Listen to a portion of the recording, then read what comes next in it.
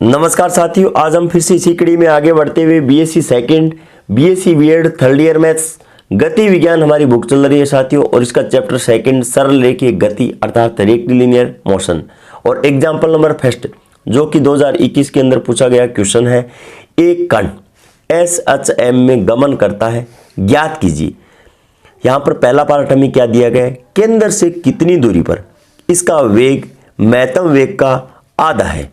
तो देखिए स्टूडेंट्स, पिछले वीडियो के अंदर हमने सरल आवर्त गति की प्रकृति का अध्ययन किया है और उसके अंदर हमने ऐसा एक चित्र बनाया होगा साथियों। आप पहले इससे पहले वाला वीडियो देखिए ताकि ये क्वेश्चन आपको आसानी से समझ में आ सके साथियों। तो देखिए स्टूडेंट्स, वहाँ पर हमने क्या है, बिंदु ए को विरामावस्था कहा है, ओ को स्थिर बिंदु या केंद्र बोला है और ओ से लेकर ए तक जो टोटल हमारे पास जो अधिकतम आयाम है वो समूल ए है और विराम अवस्था के अंदर x बराबर a माना है हमने और a पर f है वो मैक्सिमम होगा और v है वो मिनिमम होगा।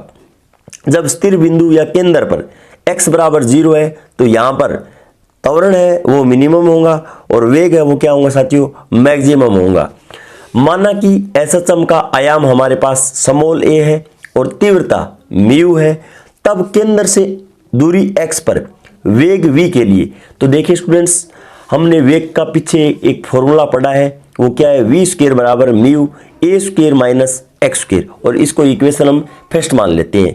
यहाँ से जब हम v का मान निकालेंगे तो अंडरूट म्यू और a square minus X square आ जाएगा साथियों। अब देखिए स्टूडेंट्स, स्पष्टतः महत्तम वेग या केंद्र या स्थिर बिंदु O पर होगा तो x बराबर क्या है, 0। इस समीकरण के अंदर हम x बराबर 0 पुट कर देंगे तो यहाँ पर स्थिर बिंदु या O पर हमारे पास जो वेग का जो मैक्सिमम मान है वो प्राप्त हो जाएगा साथियों। कितना, अंडरूट म्यू और a। ऐसा हमने प्रकृति के अंदर अध्ययन किया है साथियों पीछे। तो वेग का मान है वो अंडरूट म्यू और a और इसे इक्वेशन हम सेकंड मान लेते हैं। माना कि केंद्र से x1 दूरी पर कण का वेग महत्तम वेग का क्या है, आधा होगा। ऐसी हमने कल्पना की है साथियों कि O से x1 दूरी चलने पे हमारा जो महत्तम वेग है उसका आधा वेग हमें प्राप्त हो जाएगा। ऐसी केवल हमने क्या है, कल्पना की है साथियों। तब समीकरण फर्स्ट में x बराबर क्या है, x1 पुट कर देंगे और v बराबर अंडरूट म्यू और a और बट्टा 2 रखने में समीकरण फर्स्ट के अंदर यहाँ पर सभी के सभी मान है वो हम पुट कर देंगे। v की जगह अंडरूट म्यू और a बट्टा 2 रख देंगे और यहाँ पर x की जगह x1 पुट कर देंगे। तो देखिए स्टूडेंट्स, यहाँ पर v स्क्वायर का जब मान निकालेंगे तो यहाँ पे म्यू और a स्क्वायर बट्टा 4 बराबर mu a square minus x1 का स्क्वायर कर देंगे। अब यहाँ से म्यू को कैंसिल कर देंगे तो a स्क्वायर बट्टा 4 बराबर a स्क्वायर माइनस x1 का स्क्वायर। यहाँ से जब सरलीकरण करके x1 का मान हम निकालेंगे तो प्लस माइनस अंडरूट 3 बट्टा 2 और a निकल कर आएगा। अतः केंद्र से अंडरूट 3 बटा 2 a दूरी पर कण का वेग महत्तम वेग का क्या होगा साथियों, आधा होगा। तो यहाँ पर आपको ये बात समझ में आ गई होंगी साथियों कि देखिए O से जब हम P बिंदु तक जाएंगे x दूरी तय करके तो यहाँ पर जो हमारे पास जो वेग का फॉर्मूला है P बिंदु पे वो ये होता है v बराबर under root mu a square minus है एक्स स्क्वायर। जब यहाँ पर ऐसा बोला गया है कि x1 दूरी जब हम तय करेंगे, कल्पना की है हमने, तो यहाँ पर जो महत्तम वेग है उसका आधा वेग हमें वहाँ पर प्राप्त होगा। तो आधा वेग है वो कितनी दूरी पर हमें प्राप्त होगा वो मान हमने निकाल कर बता दिया है। x1 बराबर प्लस माइनस अंडरूट 3 बटा 2 a दूरी पर जो महत्तम वेग है उसका आधा वेग है वो हमें यहाँ पर प्राप्त होगा। तो इस प्रकार हमने क्वेश्चन नंबर फर्स्ट का जो a पार्ट है उसका हल जान लिए। उसके बाद में बी पार्ट देखिए स्टूडेंट्स। अब बी पार्ट देखिए स्टूडेंट्स, एक कण SHM में गमन करता है, ज्ञात कीजिए महत्तम विस्थापन के बिंदु से आधे आयाम के बराबर चलित दूरी में लगा समय कितना है। तो देखिए स्टूडेंट्स, सर्वप्रथम इस क्वेश्चन की जो थीम है वो समझने की हम कोशिश करते हैं। तो यहाँ पर O मेरे पास एक स्थिर बिंदु है और A एक विराम अवस्था है। तो यहाँ पर देखिए स्टूडेंट्स, O से लेकर P तक जो हमारे पास यहाँ पर जो समय लगेगा उसका एक इक्वेशन पहले हमने निकाला है साथियों। t बराबर 1 बटा अंडरूट म्यू और कोस इनवर्स x बटा a।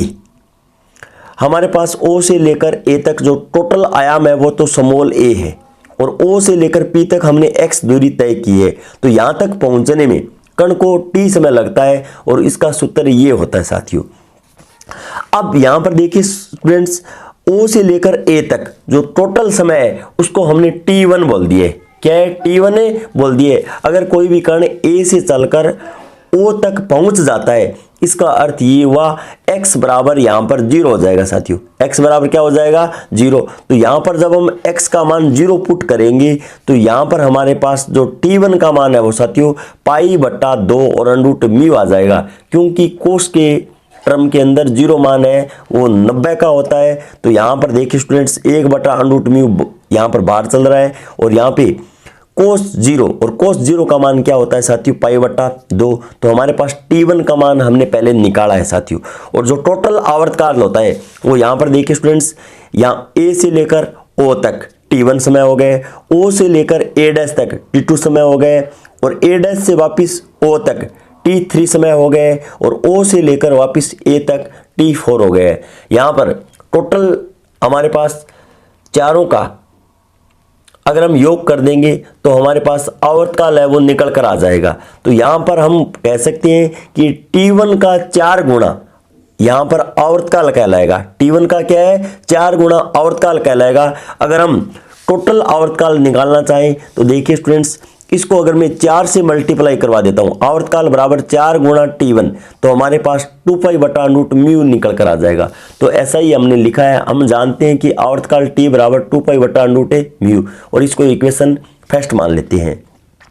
महत्तम विस्थापन के बिंदु से चलकर किसी भी बिंदु जिसकी केंद्र से दूरी x है तक पहुंचने में लगे समय t के लिए, और t का जो इक्वेशन होता है साथियों t बराबर 1/रूट म्यू और कोस इनवर्स x/a, और इसको इक्वेशन सेकंड मान लेते हैं, जो कि मैंने आपको समय का जो फॉर्मूला है वो पहले ही बता दिया है। तो देखिए स्टूडेंट्स, इसको इक्वेशन हमने सेकंड मान लिए।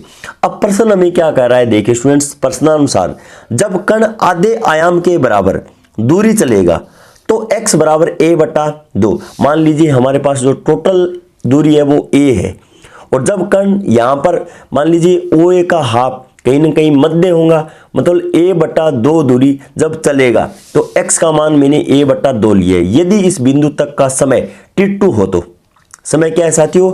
t2 है। तो यहाँ पर समीकरण से t2 बराबर 1/अंडरूट म्यू। तो देखिए स्टूडेंट्स, यहाँ पर हमें क्या करना होगा?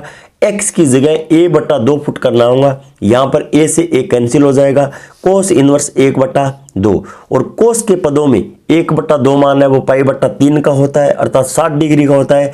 तो हमारे पास यहाँ पे t2 का मान है वो π/3 और अंडरूट म्यू निकल कर आ जाएगा। इसे इक्वेशन हम थर्ड नाम दे देते हैं। अब देखिए स्टूडेंट्स, हमें तो यहाँ पर लगा समय अर्थात टोटल जो हमें आवर्तकाल निकालना है, और आवर्तकाल यहाँ पर किस प्रकार से हम निकालेंगे? समीकरण नंबर फर्स्ट और थर्ड से।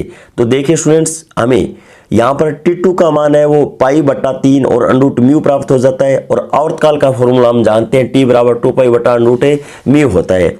यहाँ से जब हम π/रूट म्यू का मान निकालेंगे तो t/2 आ जाएगा, और ये मान इसके अंदर जब पुट करेंगे तो t2 बराबर t/6। अभिष्ट समय है वो आवर्तकाल का 1/6 गुना हो जाएगा। क्या होगा? 1/6 गुना। तो यहाँ पर देखिए स्टूडेंट्स, केवल और केवल आपको जो सरल आवर्त गति की जो प्रकृति है और जो मेन डेफिनेशन है और मेन जो वेग का और जो यहाँ पर टी का जो फॉर्मूला है वो आपको याद रखना है साथियों। उसके बाद में देखिए स्टूडेंट्स, एग्जांपल नंबर सेकंड, जो कि 2018 के अंदर पूछा गया क्वेश्चन है। यदि किसी सरल रेखा में गतिमान किसी कण का t समय पर विस्थापन x बराबर, ये हमें एक इक्वेशन दिया गया a cos nt plus b sin nt से व्यक्त हो, तो सिद्ध कीजिए कि कण की गति SHM है जिसका आयाम √a² प्लस b² एवं आवर्तकाल 2π/n है।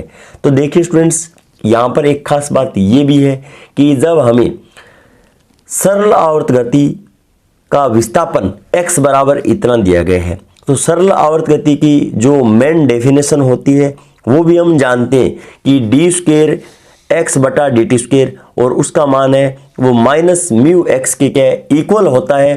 तो वही हम प्राप्त करने वाले हैं। x अगर हमें दिया गया है तो सरल आवर्त गति की जो मेन डेफिनेशन है उसके अंदर हम किस प्रकार से कन्वर्ट करेंगे, तो x से हम dx बटा dt ज्ञात कर सकते हैं।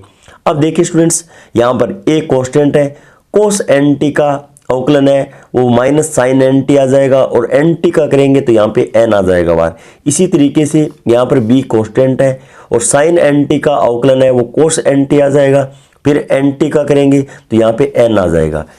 अब आगे हम डी स्क्वेयर एक्स बटा डी टी स्क्वेयर निकाल लेंगे, क्योंकि सरल आवर्त गति की जो मेन थीम है वो ये कहती है कि त्वरण का मान दूरी के ऋणात्मक मान के क्या है समानुपातिक होता है, और यहाँ पर ऋणात्मक चिन्ह है वो दूरी के घटने को प्रेजेंट कर रहा है, अर्थात कण मूल बिंदु की ओर आ रहा है, ऐसा हमें पूर्व नॉलेज होना चाहिए साथियों। तो यहाँ पर पुनः जब हम इसका अवकलन करेंगे तो देखिए स्टूडेंट्स, यहाँ पर अवकलन करने के बाद में माइनस एन स्क्वायर कॉमन बाहर ले लेंगे तो यहाँ पर a cos N t plus b sine N t बन रहा है, और ये मान हमें पूर्व के अंदर x दे रखा है तो समीकरण x रख दिया है यहाँ पे। तो देखिए स्टूडेंट्स, त्वरण का एक फॉर्मूला ये भी होता है कि त्वरण को हम x डबल डॉट से प्रेजेंट कर सकते हैं या डी स्क्वायर एक्स बटा डी टी स्क्वायर से भी प्रेजेंट कर सकते हैं। ये एक लिखने का शॉर्ट तरीका है साथियों, बराबर माइनस एन स्क्वायर और एक्स, जो कि एसएचएम के मानक समीकरण यहाँ पर एक्स डबल डॉट बराबर माइनस म्यू और एक्स के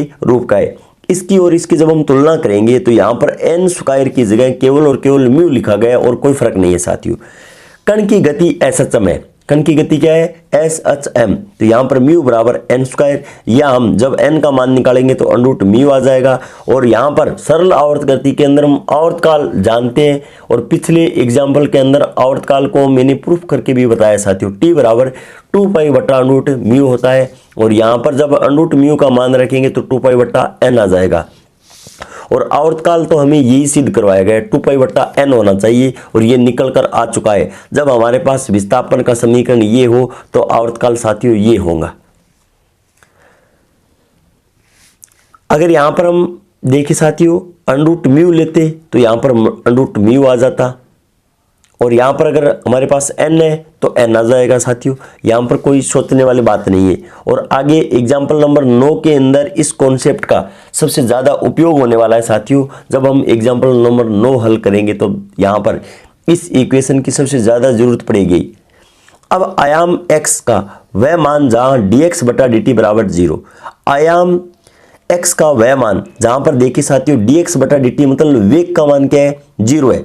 विराम अवस्था के अंदर क्या है, विराम अवस्था के अंदर हमने देखा होगा साथियों, जब हमारे पास ये बिंदु O है ये बिंदु A है तो यहाँ पर हमने v मिनिमम लिया होगा, और इसका मान साथियों कितना था 0 था, अर्थात हम कह सकते हैं कि dx बटा dt का मान क्या है हमारे पास यहाँ पे मिनिमम है, और मिनिमम भी कितना है 0 है। तो dx बटा dt की जगह जब हम 0 पुट करेंगे तो देखिए स्टूडेंट्स यहाँ पर इस इक्वेशन के अंदर हम dx बटा dt का मान 0 पुट कर देते हैं तो हमारे पास ये इक्वेशन आएगी।